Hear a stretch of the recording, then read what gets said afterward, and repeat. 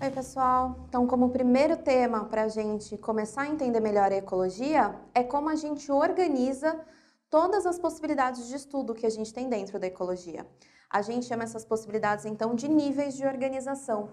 São conceitos muito importantes na hora dos exercícios, porque basicamente, em quase todos os exercícios de ecologia, essas palavras vão aparecer. Então, é claro que a definição delas é bem importante para você entender o que o exercício quer ou o que a alternativa está querendo te falar. Quando a gente pensa na biologia de maneira geral, a gente tem que organizar vários níveis diferentes de estudo, porque biologia é o estudo da vida, né? Não dá para estudar todos os seres vivos de uma vez, todos os ambientes ao mesmo tempo. Então a gente tem que dividir tudo em categorias. Essas categorias, elas podem variar desde o estudo de átomos e moléculas, como por exemplo, análise de carboidratos e proteínas, molécula de água, por que isso é importante para os seres vivos. Eu posso pensar já na junção dessas moléculas, formando organelas, formando células, aí a gente já vai para a biologia celular, como a célula funciona, para que ela serve, como ela é importante para o ser vivo.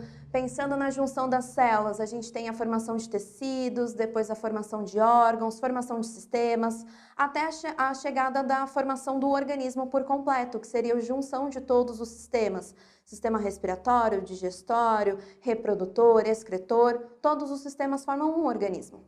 A ecologia não aborda todos esses temas anteriores. O escopo da ecologia, nesses níveis de organização, é a partir de um organismo. Então, para a gente conseguir estudar algum termo de ecologia, tem que ter pelo menos um ser vivo em algum local para estudar os hábitos, o que ele precisa para sobreviver.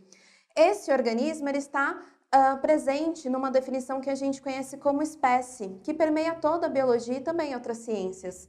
A definição de espécie, ela é muito importante. O principal que você tem que observar é que quando a gente fala sobre espécie, eu não posso apenas pensar em indivíduos semelhantes que conseguem cruzar. Olha a definição completa. São indivíduos semelhantes que, quando cruzam, geram descendentes férteis. Então, não basta ter o cruzamento, não basta nascerem filhos, descendentes, filhotes. Esses filhotes também devem, quando crescerem, conseguir cruzar, também devem conseguir gerar mais filhos e assim por diante. Essa é a definição de espécie. Quando a gente quer estudar vários organismos que são de uma mesma espécie, que estão no mesmo local, todos juntos ao mesmo tempo, em vez de falar toda essa frase gigantesca, a gente pode simplesmente falar população. Então, quando a gente estuda uma população, a gente está falando de um conjunto de indivíduos que está no mesmo local, todos juntos ao mesmo tempo. Isso caracteriza uma população. Mas e se eu quiser estudar várias populações ao mesmo tempo que estão no mesmo local? Aí a gente tem uma palavra para falar sobre isso também, que é comunidade.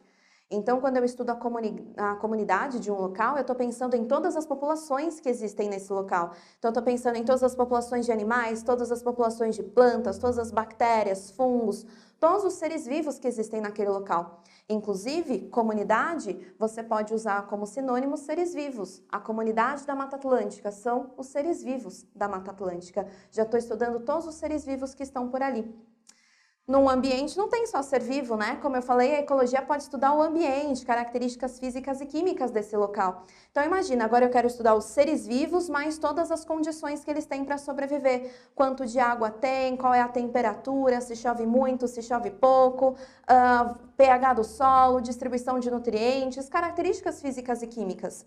Quando a gente estuda essas características e relaciona com os seres vivos presentes naquele local, aí a gente já tem um ecossistema.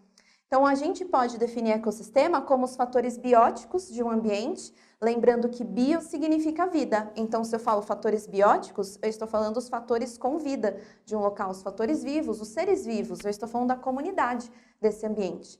Fatores bióticos mais fatores abióticos. Lembra que esse A significa não, é uma negação. Então, se antes aqui a gente falava fatores com vida, agora aqui a gente pensa nos fatores sem vida de um local, como a água, temperatura, pH, nutrientes, gases atmosféricos, luz.